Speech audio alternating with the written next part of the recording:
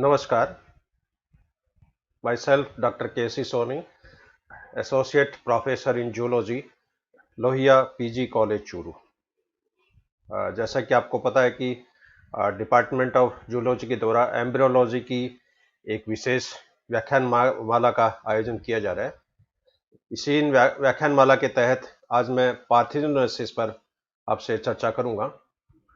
Parthenogenesis क्या है, कितने प्रकार की होती है, ये प्रकृति में कौन कौन से प्राणियों में पाई जाती है, आर्टिफिशियल मेथड के द्वारा इसको कैसे इंड्यूस किया जाता है, क्या इसकी सिग्निफिकेंस है, क्या इसके ड्रॉबैक्स है। तो इन सभी पहलुओं पर मैं आपसे चर्चा करूंगा। और एक बार मैं मेरे डिपार्टमेंट की तरफ से, हमारे महाविद्यालय की तरफ से इस चैनल को देख रहे, इस व्याख्यान को सुनने वाले सभी विद्यार्थियों और साथियों का हार्दिक अभिनंदन करता हूं। Good morning to everybody. Animal kingdom में संततियों का निर्माण अलैंगिक और लैंगिक दोनों विधियों के द्वारा संपन्न होता है। लैंगिक विधि के द्वारा उत्पन्न संतति का मुख्य मकसद अगुणित युग्मकों का निर्माण और फर्टिलाइजेशन के द्वारा द्विगुणित अवस्था की पुनः प्राप्ति। In animal kingdom, offsprings are produced by asexual and sexual method. The main purpose of sexual method is reproduction of haploid gametes and restoration of diploid stage by fertilization. लेकिन लॉक नामक वैज्ञानिक ने पाया कि फर्टिलाइजेशन संतति उत्पादन के लिए कोई आवश्यक नहीं है। Fertilisation not essential for the production of progeny. कुछ कंडीशंस में, कुछ परिस्थितियों में अनिषेचित अंडा या अंडाणु पूर्ण विकसित भ्रूण के अंदर विकसित हो सकता है और यह परिघटना पार्थेनोजेनेसिस या अनिषेक जनन के नाम से जानी जाती है। In certain conditions, unfertilized egg or ovum can develop into a fully formed embryo and this phenomenon is called parthenogenesis। और पार्थेनोजेनेसिस द्वारा उत्पन्न संतति पार्थिनोट्स कहलाती है। बीटी के अनुसार, अकॉर्डिंग टू बीटी, पार्थेनोजेनेसिस वह प्रक्रिया है जिसमें संतति का निर्माण शुक्राणु के बिना कंट्रीब्यूशन के होता है। Parthenogenesis is that process in which development of embryo takes place without any genic contribution of sperm। Parthenogenesis की परिघटना प्राकृतिक रूप से हनी बी, मधुमक्खी में पाई जाती है, वास्प तथा ये जो होते हैं उसमें पाई जाती है, एफिड्स में पाई जाती है, बीटल्स में पाई जाती है, आर्टेमिया के अंदर पाई जाती है, कुछ छिपकलियों में पाई जाती है और वनस्पति जगत में कुछ पादप प्रजातियां हैं, उनके अंदर भी अनिषेक जनन की घटना पाई जाती है। और प्रयोगशाला में से आर्टिफिशियल विधि के द्वारा भी इसको इंड्यूस किया जा सकता है।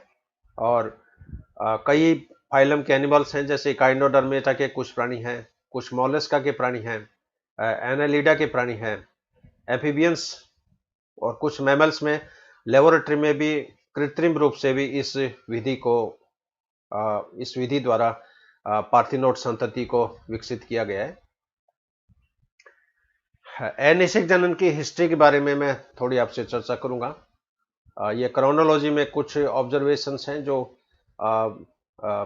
मशहूर फाइंडिंग्स हैं या माइलस्टोन फाइंडिंग्स हैं, जिसमें पार्थेनोजेनेसिस की दिशा में एक तरह की प्रोग्रेस हुई है।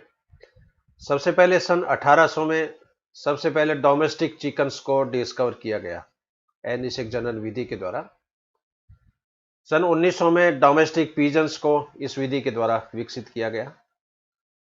1936 में ग्रिगोरी पिनकस ने इस विधि का उपयोग मेंढक के अनिषेचित अंडों से अनिषेचित पार्थिनोट रैबिट जो है उसको उत्पन्न करने में किया गया। 1944 में डोमेस्टिक टर्की का इस विधि के द्वारा उत्पादन किया गया। 1950 में जैक लॉयब ने आर्टिफिशियल पार्थेनोजेनेसिस के द्वारा मेंढक के अंडों में इस विधि को डेवलप किया।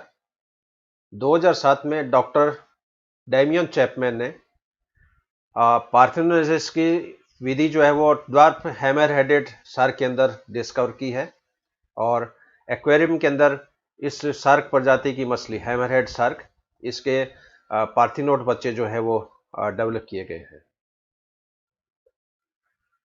ये पार्थिनोजेनेसिस का क्लासिफिकेशन है, आउटलाइन क्लासिफिकेशन।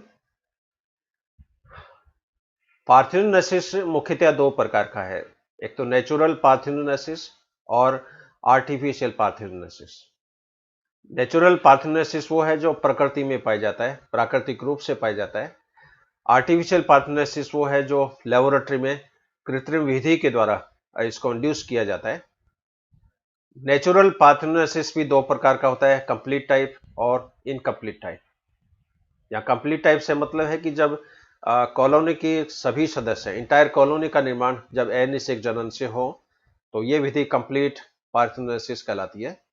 और जब कॉलोनी के कुछ सदस्य लैंगिक विधि से बनते हैं, कुछ सदस्य अलैंगिक विधि से बनते हैं, तो ये घटना इनकम्प्लीट पार्थिनोजेनेसिस कहलाती है। कंप्लीट पार्थिनोजेनेसिस भी दो प्रकार का होता है, डिप्लॉयड टाइप और हैप्लॉयड टाइप। डिप्लॉयड टाइप में क्या होगा, यहां पर जो अंडाणु बनेंगे, ओवम बनेंगे, वो द्विगुणित प्रकार के होते हैं, और हैप्लॉयड टाइप में जो अंडाणु बनते हैं वो अगुणित प्रकार के होते हैं। अब द्विगुणित अंडाणु की फॉर्मेशन दो विधियों से हो सकती है, meiotic type, ameiotic type. Meiotic type का अर्थ है कि यहाँ पर सूत्री विभाजन होता है, मियोसिस होता है, फिर भी ओवम द्विगुणित होते हैं। और एमियोटिक टाइप में मियोसिस नहीं होता है, या मियोसिस की कुछ स्टेजेस एब्सेंट होती है, उसके कारण यहाँ पर ओवम जो बनता है वो द्विगुणित होता है। मियोटिक टाइप में डिप्लॉयड स्टेज की जो स्थापना है, डिप्लॉयड स्टेज की जो प्राप्ति है, वो दो विधियों से संपादित हो सकती है, एक तो ऑटो फर्टिलाइजेशन के द्वारा, एक रेस्टिट्यूशंस के द्वारा। और इनकम्प्लीट जो पार्थिनोजेनेसिस है ये भी दो टाइप की होती है, ओपन टाइप और क्लोज टाइप। तो ये एक आउटलाइन फ्रेमवर्क क्लासिफिकेशन है पार्थिनोजेनेसिस का। Parthenogenesis is divided into two types, natural and artificial. Natural parthenogenesis is also two types, complete type and incomplete type. In complete type, entire colony is formed by parthenogenesis. Complete type is also divided into two types, diploid type and haploid type. In diploid type, ovum is diploid in nature, but in haploid type, ovum is haploid in nature. Diploid condition is produced by two methods, by meiotic and by amniotic. In meiotic type, meiosis is present even though the ovum produced are diploid in nature. In amniotic type, meiosis is normally absent or some different type, and ovum produced are diploid in nature. In meiotic type, diploid stage is formed by autofertilization or by restitution. Incomplete is also two type, open type and closed type. सबसे पहले natural parthenogenesis में detail में आपसे चर्चा करूंगा। कुछ animals में parthenogenesis की प्रक्रिया प्राकृतिक रूप से पाई जाती है, और ये उनके रूटीन लाइफ साइकिल, उनका जो जीवन चक्र है उसमें एक ये रूटीन हिस्सा होता है। और प्रकृति में कई एनिमल्स हैं जिसमें प्राकृतिक रूप से अनिषेक जनन की घटना होती रहती है। नेचुरल पार्थिनोजेनेसिस भी दो तरह की होती है, एक तो कंप्लीट टाइप, एक इनकम्प्लीट टाइप या साइक्लिक टाइप। कंप्लीट टाइप में क्या होगा, entire colony is formed by parthenogenesis, संपूर्ण कॉलोनी का निर्माण अनिषेक जनन से होता है। लेकिन साइक्लिक में entire colony is not formed by parthenogenesis, इसमें संपूर्ण कॉलोनी का निर्माण अनिषेक जनन से नहीं होता है। कंप्लीट पार्थिनोजेनेसिस में उत्पन्न होने वाले सभी सदस्य प्राय फीमेल होती है, लेकिन साइक्लिक में कॉलोनी में उत्पन्न होने वाले सदस्य नर और मादा दोनों प्रकार के होते हैं। कंप्लीट पार्थिनोजेनेसिस में नर सदस्यों की संख्या कम होती है, यानी जो संतति उत्पन्न होती है उसमें फीमेल मेंबर ज्यादा होते हैं, मेल मेंबर कम होते हैं। जबकि साइक्लिक के अंदर ये रेशो जो है, इसमें नर सदस्य थोड़े ज्यादा होते हैं, मादा सदस्य थोड़े कम होते हैं। कंप्लीट टाइप की जो परिघटना है यह मुख्यतः पाई जाती है प्लेटी हेलमिंथेस के अंदर, रोटिफर्स में और वाष्प में। और साइक्लिक अनिषेक जनन की घटना पाई जाती है गोल्फ फ्लाई में, एफिड्स में और रोटिफर्स में। तो नेचुरल पार्थिनोजेनेसिस दो प्रकार का हो गया, कंप्लीट टाइप और इनकम्प्लीट टाइप या cyclic type. Complete natural parthenogenesis ये भी पुनः दो प्रकार का होता है, डिप्लॉयड कंप्लीट नेचुरल पार्थिनोजेनेसिस और haploid complete natural parthenogenesis. Diploid type की जो पार्थिनोजेनेसिस है इसको थैलीटोकी के नाम से भी जाना जाता है। इसके अंदर फीमेल जो है वो डेवलप होती है।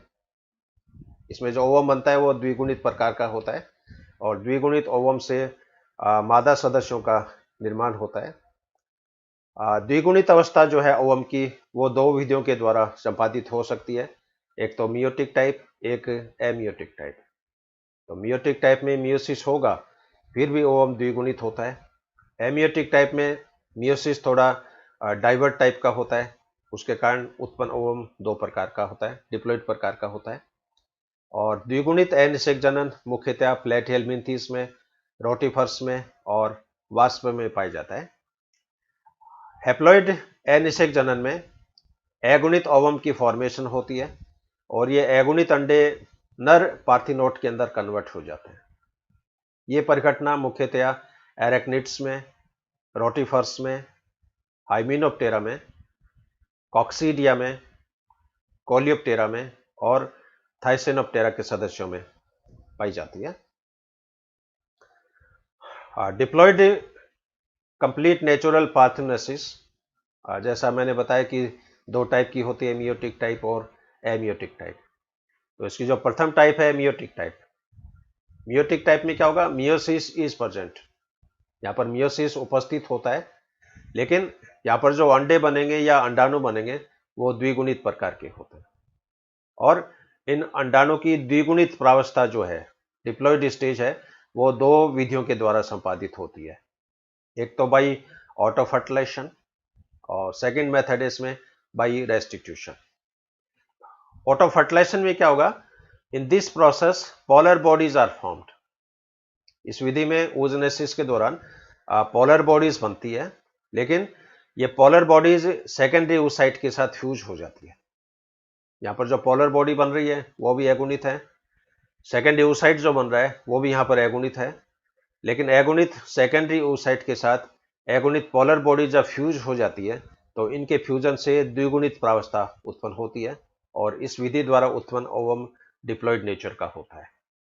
यह विधि मुख्यतः एक ये स्नेल है, आर्टेमिया सलाइना, इसके अंदर ये विधि पाई जाती है, आर्टेमिया सलाइना। रेस्टिट्यूशन में क्या होगा, in this process meiosis first is normal. इस विधि में अर्धसूत्री विभाजन फर्स्ट, oogenesis में मियोसिस फर्स्ट है, वो सामान्य प्रकार का होता है, लेकिन यहाँ पर उत्पन्न केंद्रक जो होते हैं वो पृथक नहीं हो पाते हैं, न्यूक्लियाई डजंट सेपरेट। इसके बाद में फिर मियोसिस सेकंड होता है और मियोसिस सेकंड है वो एक प्रकार का माइटोसिस होता है, एक प्रकार का सूत्री विभाजन होता है, एक प्रकार का होमोटिपिक डिवीजन होता है, इसलिए यहाँ पर जो ओवम बनेंगे वो भी द्विगुणित प्रकार के होंगे। तो मियोटिक टाइप में मियोसिस होता है लेकिन थोड़ा भिन्न तरीके से होता है और यहाँ पर उत्पन्न ओवम जो है वो डिप्लॉयड प्रकार के होता है। और रेस्टिट्यूशन विधि जो है ये लेपिडोप्टेरा के सदस्यों में पाई जाती है। इस फिगर में आप देख रहे हो दोनों विधियां, ऑटो फर्टिलाइजेशन और रेस्टिट्यूशन। ऑटो फर्टिलाइजेशन में ये जैसे प्राइमरी oocyte, प्राइमरी oocyte है, ये द्विगुणित होता है, डिप्लॉयड होता है, इसके अंदर मियोसिस फर्स्ट हुआ और मियोसिस फर्स्ट में सेकेंडरी oocyte बना हैप्लॉइड प्रकार का, फर्स्ट पोलर बॉडी बनी हैप्लॉइड प्रकार की। इसके बाद में क्या होगा, ये सेकेंडरी oocyte के साथ पोलर बॉडी जो है ये फ्यूज हो जाती है, सेकेंडरी oocyte के साथ पोलर बॉडी फ्यूज हो जाती है और इनके फ्यूजन से ये डिप्लॉयड ओवम की फॉर्मेशन होती है और ये परिघटना ऑटो फर्टिलाइजेशन के नाम से जानी जाती है। जबकि रेस्टिट्यूशन में ये प्राइमरी oocyte जो कि डिप्लॉयड नेचर का है, इसे मियोसिस फर्स्ट हुआ, मियोसिस फर्स्ट होने से दो इसमें अगुणित केंद्रक बन गए, लेकिन यहाँ पर कैरियोकाइनेसिस तो हो गया लेकिन साइटोकाइनेसिस नहीं हुआ है। केंद्रक डिवाइड हो गया लेकिन कोशिका द्रव्य का विभाजन नहीं हुआ है, और इसके अंदर दोनों केंद्रक है वो इसके अंदर प्रेजेंट है। इन केंद्रक के क्रोमोसोम जो है वो इक्वेटर के ऊपर अरेंज हो जाते हैं। इसके बाद में इसमें फिर मियोसिस सेकंड होता है, और मियोसिस सेकंड वो एक प्रकार का सूत्री विभाजन ही होता है। इसलिए यहाँ पर जो ओवम बनेगा ये भी डिप्लॉयड नेचर का होगा, और यहाँ पर जो पोलर बॉडी बनेगी वो भी डिप्लॉयड नेचर की होगी। तो ये दो इसके अंदर मेथड हो सकते हैं, बाई ऑटो फर्टिलाइजेशन और बाई रेस्टिट्यूशन।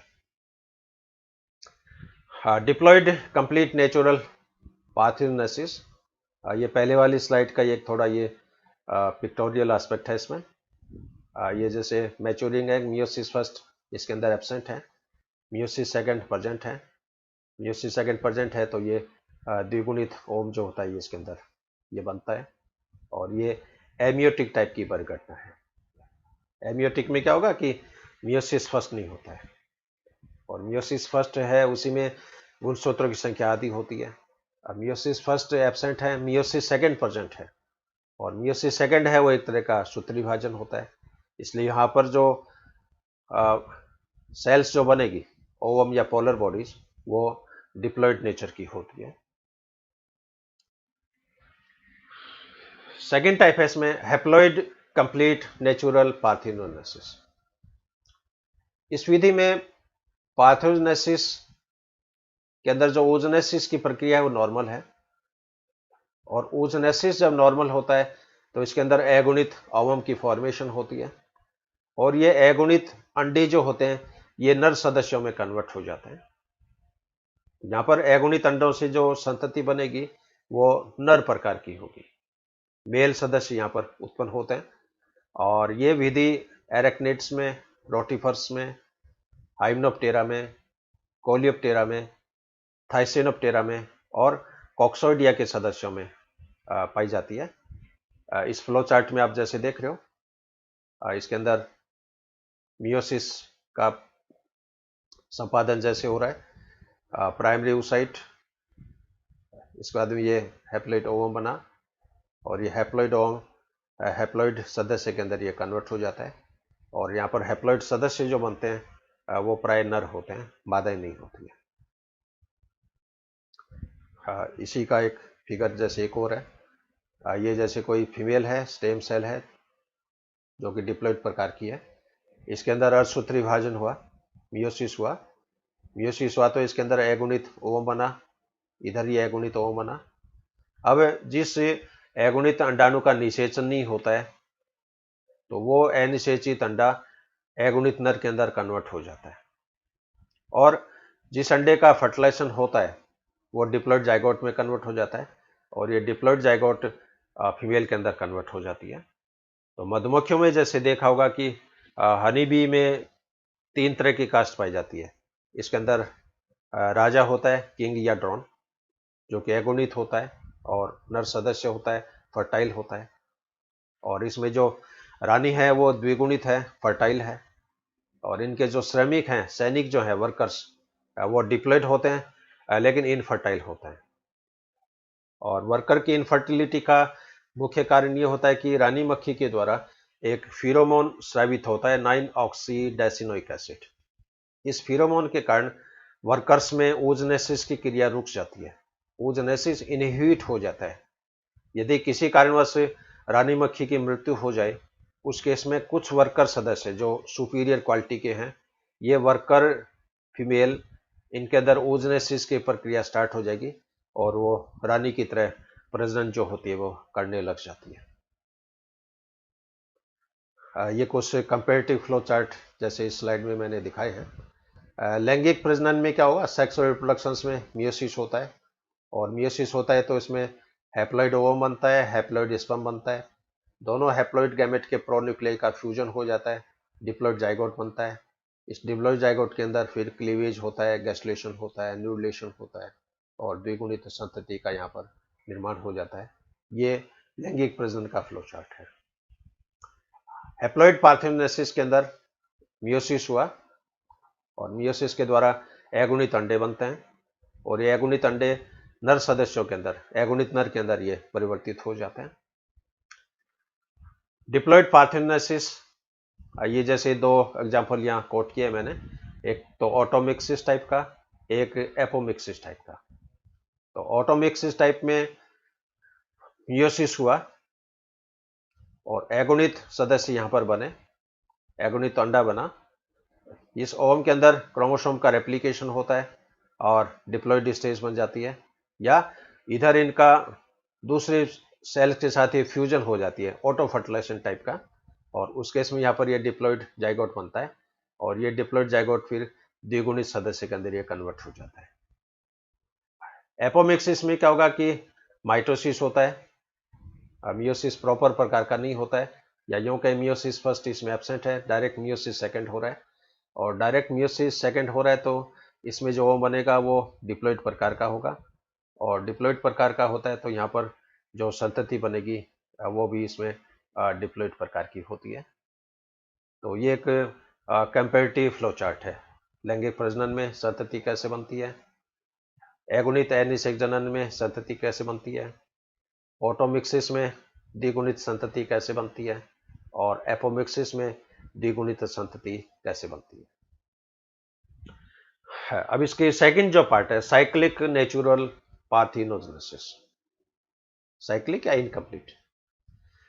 इस विधि में अनिषेक जनन के साथ साथ लैंगिक जनन भी होता है। In this method parthenogenesis takes place along with the sexual reproduction. इसके कुछ एग्जांपल मैं आपसे शेयर करूंगा। जैसे गोल्ड फ्लाई, गोल्ड फ्लाई में क्या होगा कि प्रतिवर्ष every year one generation is parthenogenetic and one generation is sexual. तो गोल्ड फ्लाई में प्रतिवर्ष एक पीढ़ी अनिषेक जनन से बनेगी, एक पीढ़ी लैंगिक जनन से बनेगी, और ये बारी बारी ये प्रक्रिया जो होती है वो चलती रहती है। एफिड और रोटिफर्स में sexual phase takes place after many parthenogenetic generation. तो एफिड और रोटिफर्स में क्या होता है कि पहले अनिषेक जनन की 7-8 पीढ़ियां चलती है, और जब बार बार अनिषेक जनन होता है तो संतति धीरे धीरे कमजोर हो जाती है, और उसके विगरनेस को वापस डेवलप करने के लिए, रिजुविनेट करने के लिए इसमें फिर लैंगिक जनन होता है। लैंगिक जनन एक बार हो गया, उसके बाद फिर इसके अंदर अनिषेक जनन प्रारंभ हो जाता है। तो एफिड्स और रोटिफर्स में इस विधि के द्वारा अनिषेक जनन संपन्न होता है। गोल मिजेज के अंदर larva reproduces parthenogenetically. In adverse condition male and females were formed which reproduces by sexual method and produce sexual generation. तो गॉल फ्लाई के अंदर लार्वा रिप्रोड्यूसेस बाय पार्थिनोजेनेटिकली, और एडवर्स कंडीशन जब होती है, प्रतिकूल परिस्थितियां होती है, तो इसमें नर और मादा सदस्य उत्पन्न होते हैं और वो लैंगिक जनन के द्वारा लैंगिक पीढ़ी का उत्पादन करते हैं।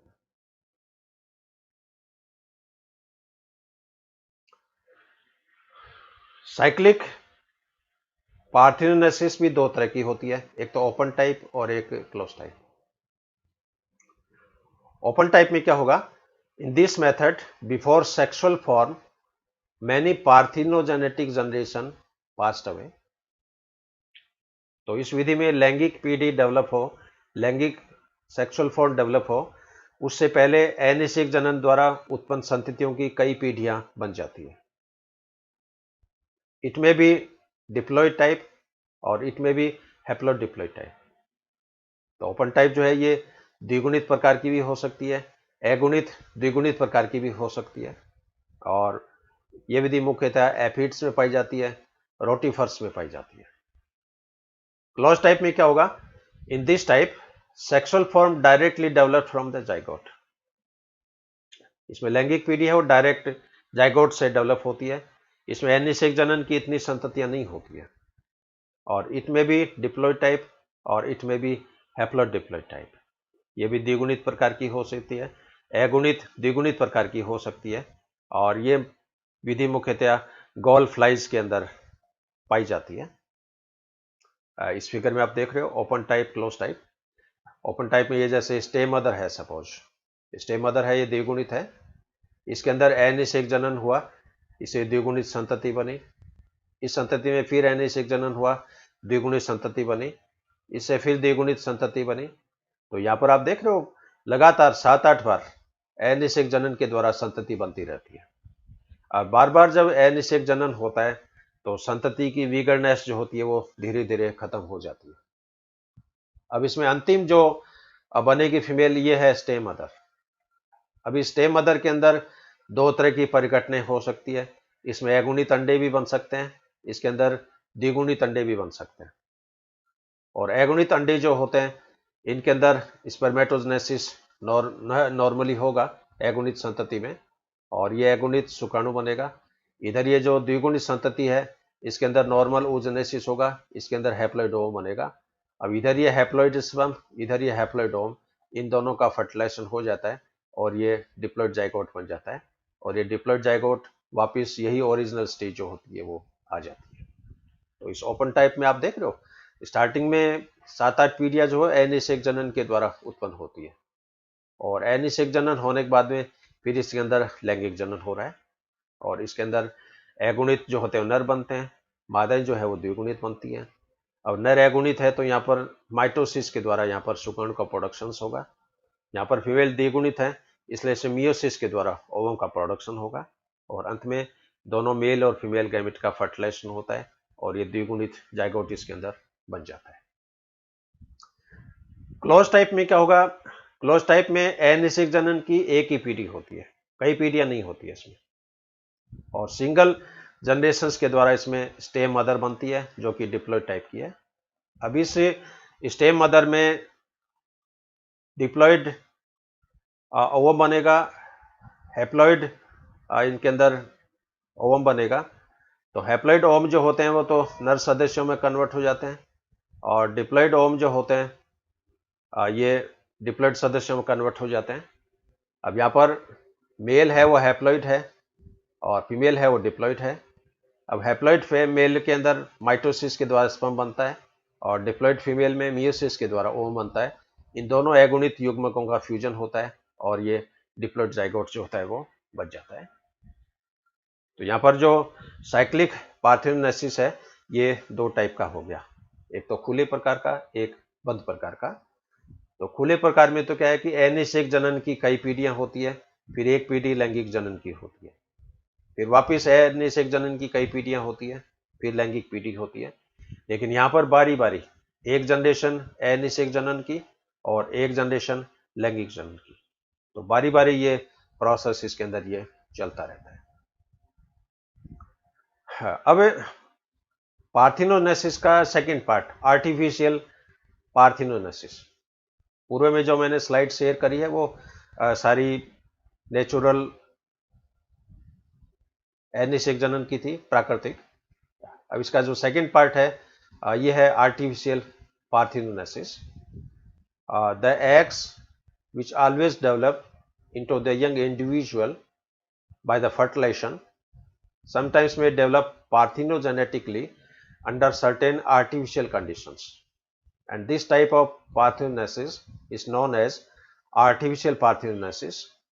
The artificial parthenogenesis may be induced by various chemicals and physical agents.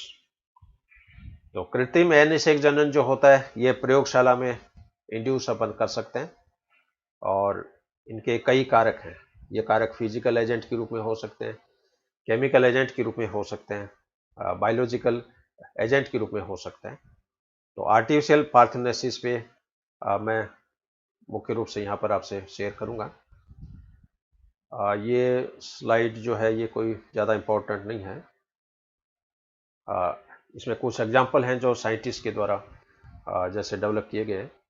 सबसे पहले जैसे बॉर्जियर 1847, इन्होंने क्या किया कि रेशम के कीड़े के जो अंडे थे, सिल्क मूथ के जो अंडे थे, इन अंडों को इन्होंने सूरज के प्रकाश के द्वारा उपचारित किया, ट्रीटेड विथ सनलाइट, और सूर्य के प्रकाश से उपचारित करने पर इन अनिषेचित अंडों के अंदर परिवर्तन जो है वो प्रारंभ हो गया। इसके पश्चात टिकोमिरोव 1866, इन्होंने क्या किया कि जो अनिषेची जो अंडा था इसको रगड़ा, रबिंग करी, और रगड़ने के बाद में इसको बहुत ही dilute hydro H2SO4 sulphuric acid के द्वारा उपचारित किया, तो ये पाया गया कि इन NACH अंडों के अंदर परिवर्धन क्रिया प्रारंभ हो गई है। इसके पश्चात हार्टविग ने 1896 में सी अर्चिन के अंडों को कंसंट्रेट सेलाइन सॉल्यूशन के द्वारा उपचारित किया और सांद्र लवणीय विलयन के द्वारा उपचारित करने पर पाया कि इनके अंदर परिवर्धन प्रक्रिया है वो प्रारंभ हो गई है। लोएब ने सन 1900 में सी अर्चिन के अंडों को हाइपोटोनिक सॉल्यूशन के द्वारा उपचारित किया और हाइपोटोनिक सॉल्यूशन के द्वारा उपचारित करने पर पाया गया कि इन अंडों के अंदर परिवर्धन प्रक्रिया है वो प्रारंभ हो गई।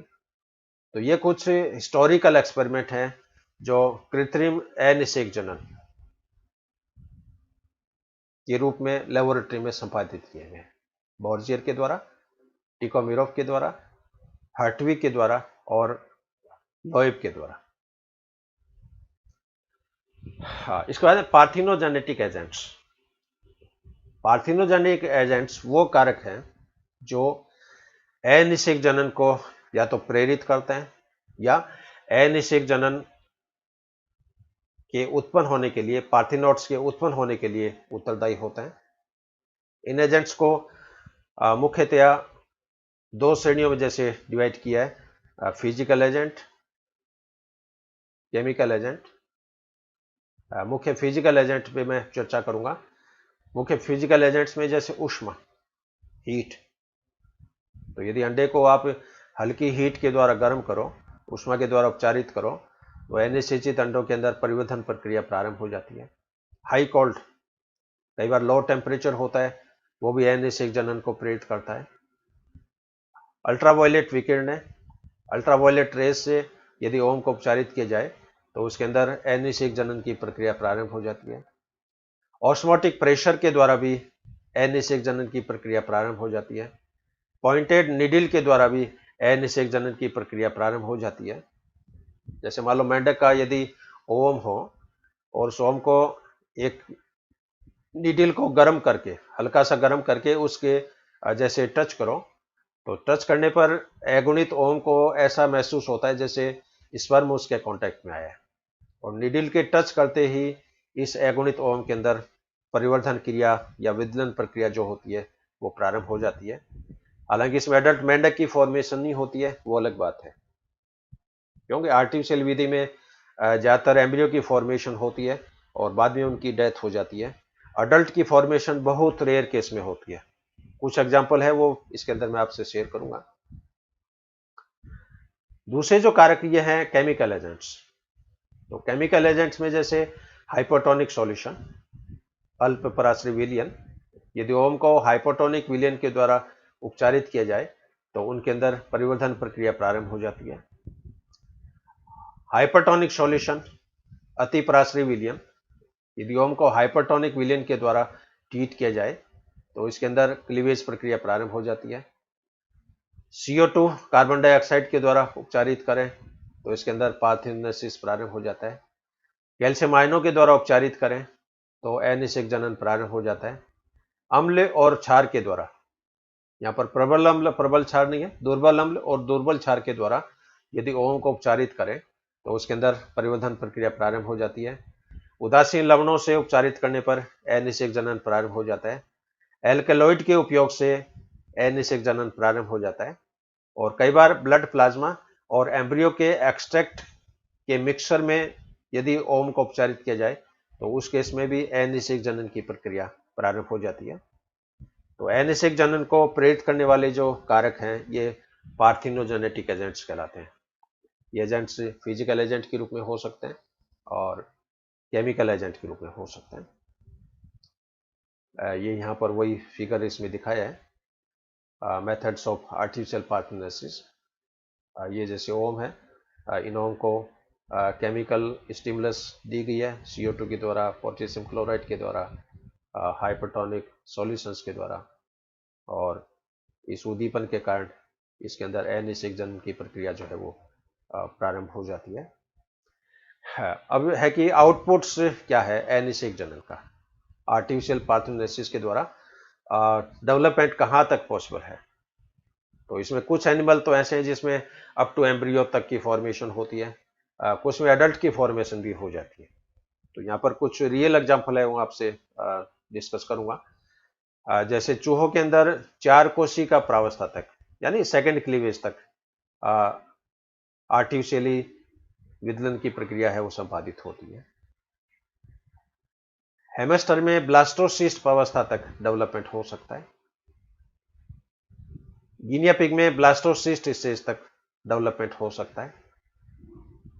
मेंढक में ब्लास्टुला स्टेज तक अनिषेक जनन द्वारा परिवर्तन हो सकता है। यहां पर एडल्ट की फॉर्मेशंस नहीं हो रही है, लेकिन कुछ एनिमल हैं जिसमें अनिषेक जनन द्वारा अडल्ट की फॉर्मेशन हो जाती है।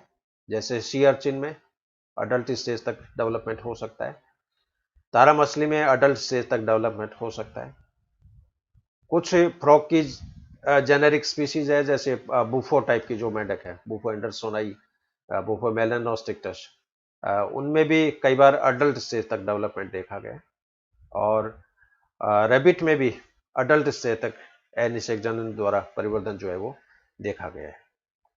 तो कुल मिला के कृत्रिम अनिषेक जनन द्वारा एम्ब्रियो की फॉर्मेशंस भी होती है, इनकम्प्लीट एम्ब्रियो की, और कुछ प्राणी में अडल्ट अनिषेक जनन की संतति है वो डेवलप इसमें हो सकती है। हाँ, अब सिग्निफिकेंस।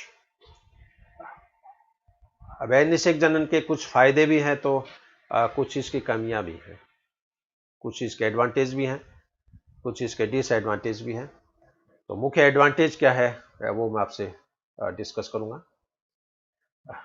अनिषेक जनन प्रजनन का एक सामान्य तरीका है।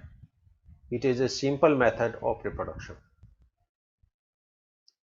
अनिषेक जनन के द्वारा लाभदायक उत्परिवर्तित लक्षण जो होते हैं उनकी स्थापना हो जाती है।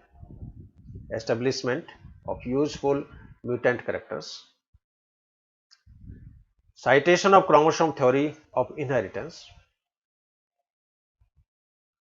तो वंशागति का जो गुणसूत्र सिद्धांत है उसकी व्याख्या, उसकी एक्सप्लेनेशन अनिषेक जनन के द्वारा पूर्णतः स्पष्ट होती है। एलिमिनेशन ऑफ कॉपुलेशन, इसमें नर और मादा सदस्यों के बीच में समागम की आवश्यकता नहीं है। नो रोल इन इवोल्यूशन, बुद्धि विकास में इसका कोई रोल नहीं है। कंट्रोल ऑफ सेक्स रेशियो, इसके द्वारा पॉपुलेशन में नर और मादा सदस्यों का जो रेशियो है, नर और मादा का अनुपात, वो इसके द्वारा स्वतः ही कंट्रोल हो जाता है। It is a method of rapid breeding, तीव्र प्रजनन की एक ये युक्ति है। Control of sex ratio, sex ratio का इसके द्वारा कंट्रोल होता है। और it is a method of reproduction in hybrids. तो संकर प्रजातियां जो होती है, जैसे खच्चर है, टट्टू है, इसके अंदर भेकरी है, जैसे लाइगर है, टिग्लियन है, उनमें अनिषेक जनन के द्वारा संतति का प्रोडक्शन हो सकता है। अब इस विधि के कुछ कमियां भी हैं, डिसएडवांटेज। डिसएडवांटेज में एक तो इसमें क्रॉसिंग ओवर नहीं होता है। जो क्रॉसिंग ओवर तभी होता है जब नॉर्मल रूप में गैमीट का प्रोडक्शन हो। नॉर्मल रूप में स्पर्मेटोजेनेसिस, oogenesis की घटना जब संपादित होती है तो ही जीन विनिमय होता है। जब अर्धसूत्री विभाजन असामान्य प्रकार का होता है तो क्रॉसिंग ओवर प्रॉपर नहीं होता है, इसमें कोई नए रिकॉम्बिनेशंस नहीं बनते हैं। अनिषेक जनन उद् विकास के लिए सूटेबल नहीं है। It is not suitable for evolution. इसके अलावा जो पार्थिनोट संततियां बनती है उसमें अनुकूलन बहुत कम पाया जाता है। They are least adapted. हाँ, इन संततियों के विलुप्त होने की संभावना बहुत ज्यादा रहती है। Chances of elimination and extinction. हाँ, इसमें मेल पार्टनर हैं वो प्राय आइसोलेट रहते हैं। मेल पार्टनर की जरूरत नहीं पड़ती है, मेल पार्टनर को इतनी तवज्जो नहीं मिलती है। और एक बार आज के 20-25 साल पहले दिनमान मैगजीन एक आती थी, उसमें एक आर्टिकल आया था मनुष्य के संदर्भ में कि अब बच्चे पैदा करने के लिए मर्दों की जरूरत नहीं रहेगी। यह कल्पना उसमें की है जब क्लोनिंग पे एक्सपेरिमेंट चल रहे थे और ये संभावना जताई जा रही थी कि भविष्य में मनुष्य जो है क्लोनिंग के द्वारा अपनी जैसी हूबहू प्रतिलिपि बना लेगा। तो उस संदर्भ में ये आर्टिकल ये प्रकाशित हुआ था कि अब बच्चे पैदा करने के लिए मर्दों की जरूरत नहीं रहेगी। और यह आर्टिकल अब इस समय एकदम 100% प्रूव है। Sexual reproduction is essential after many generation of parthenogenesis. अब अनिषेक जनन में क्या होता है कि जब 10-12 पीढ़ी अनिषेक जनन द्वारा बन जाती है तो संतति कमजोर हो जाती है विगड़नेस की दृष्टि से, और तब उसमें लैंगिक प्रजनन का होना आवश्यक है।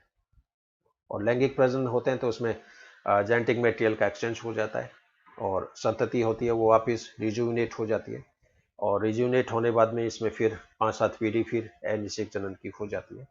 तो ये साइक्लिक जो परिघटना है ये निरंतर चलती रहती है। तो ये कुछ कमियां हैं इस अनिषेक जनन की।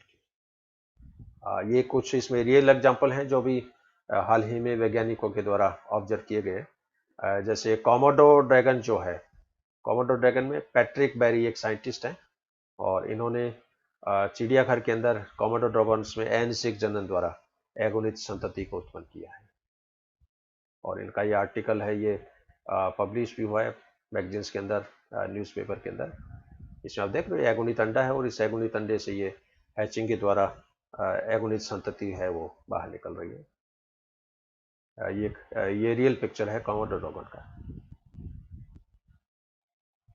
इसी तरह शार्क मछली के अंदर भी अनिषेक जनन की संतति, ये जैसे हैमरहेड शार्क है स्पिरना, तो हैमरहेड शार्क में भी अनिषेक जनन द्वारा एगुणित बच्चे हैं वो डेवलप किए गए हैं एक्वेरियम के अंदर। इसी तरह ये जो लिजार्ड्स जो है मोबुया या स्किंक्स जैसी, ये इसमें आप देख रहे हो ये तो पेरेंट्स हैं, मदर है, और ये इनके अनिषेक जनन की संतति है। इनके अंदर कलर पैटर्न भी थोड़ा वेरिएबल टाइप का होता है और साइज भी इनकी तुलना में छोटी होती है। ये एफिड का जैसे फिगर है, तो एफिड के अंदर भी अनिषेक जनन द्वारा संतति उत्पन्न होती है।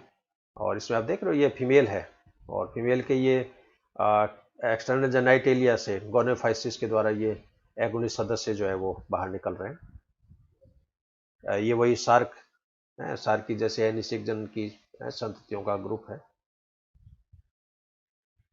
ये मैमल्स, हैप्लॉइड मैमल्स। अब ये कंपेरेटिव टेबल दिखाइए अनिषेक जनन और हर्मेफ्रोडाइटिज्म में क्या क्या डिफरेंस है।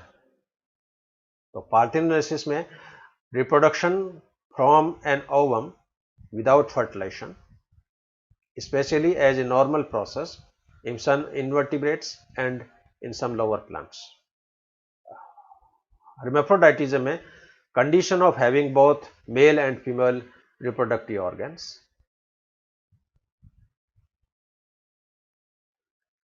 In parthenogenesis does not undergo fertilization. इसमें निषेचन प्रक्रिया नहीं होती है, लेकिन यहाँ पर सेल्फ फर्टिलाइजेशन घटना होती है। इसमें एगोनित संतति उत्पन्न होती है, हैप्लॉइड ऑफस्प्रिंग्स आर प्रोड्यूस्ड। इसमें डिप्लॉइड संतति बनती है, डिप्लॉइड ऑफस्प्रिंग्स आर प्रोड्यूस्ड। यह घटना इंसेक्ट और लोअर प्लांट्स में पाई जाती है।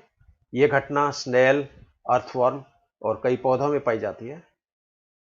इसमें मैटिंग पार्टनर की आवश्यकता नहीं होती है, जबकि इसमें मैटिंग पार्टनर की आवश्यकता होती है। तो ये कुछ फंडामेंटल डिफरेंस इस टेबल के माध्यम से मैंने बताए। पार्थेनोजेनेसिस और हर्मेफ्रोडाइटिज्म में क्या डिफरेंस है।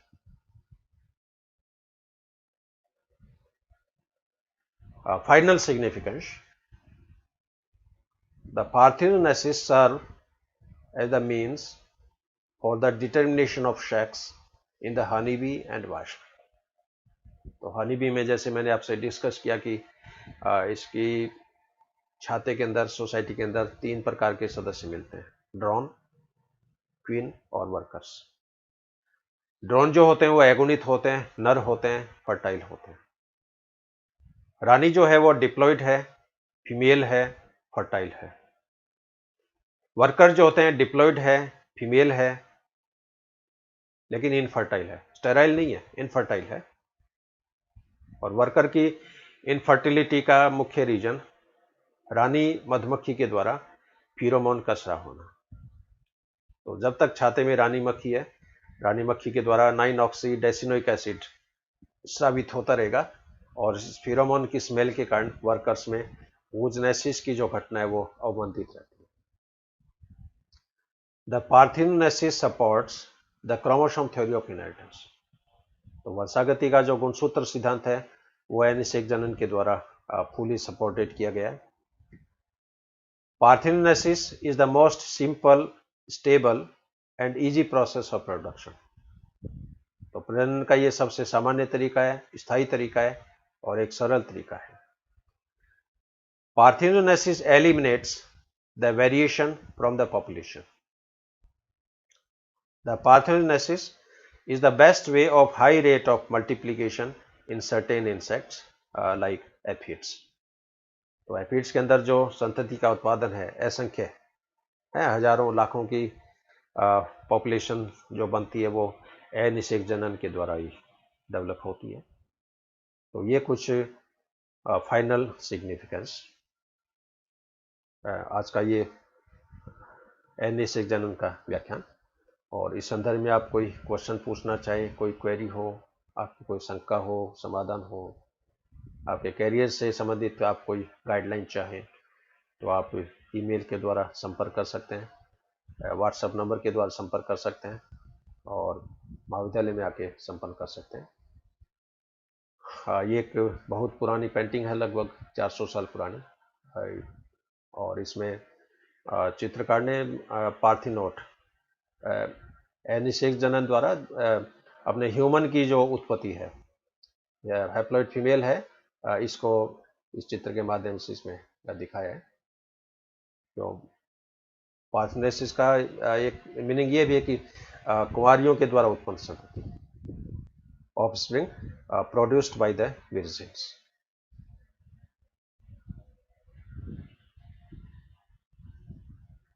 तो आपने व्याख्यान बहुत ध्यान से सुना, इसके लिए मैं मेरी तरफ से, डिपार्टमेंट की तरफ से, हमारे महाविद्यालय की तरफ से मैं आपका हार्दिक अभिनंदन करता हूँ। एक बार पुनः thank you very much. Have a good day, have a great day.